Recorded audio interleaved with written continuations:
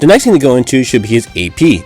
Now we must first dispel the idea that Minato's rasengan being relative to a tired out based Naruto's incomplete Rasen Shuriken. In a small section explaining the story so far in chapter 350, it is stated that the following for the second paragraph: while the threat of the criminal organization known as the Akatsuki looms ever present, Naruto's former classmates Shikamaru, Choji, and Ino embark on a mission to find Captain Asuma's killer. When the quest brings them into a conflict with Kakazu, one of the Akatsuki's deadliest members, it is Naruto who takes the enemy down with a display of power that rivals even the 4th Hokage himself. To be specific, the statement regarding Naruto rivaling Minato is, in fact, a mistranslation, as it does not appear in the original Japanese at all. While this may be the official mistranslation, I believe statements like these shouldn't be taken into account as they do not represent a proper translation of what is originally said. Furthermore, even looking into the context of Naruto developing the Rasen Shuriken, it was mainly in the context of Naruto trying to develop a technique that was past what Minato could actually do, which doesn't inherently mean that it should be near Minato's Rasengan at all.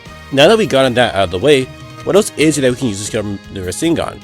Well, the best way, albeit it's still a little weird to use, to scale Minato's Rasengan is to use the feat from the Minato one-shot, where Minato is able to clash with Kurama's Tail Beast Bomb with his own Rasengan.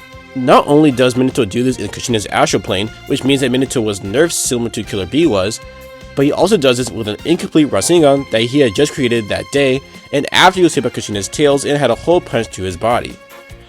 Now it should also be mentioned that Kurama, along with his Tail Beast Bomb being incomplete as shown with his Somotic Chakra, also has some of his own chakra being similar to Minato, with the sealing abilities contain his chakra being similar to that of Hashirama.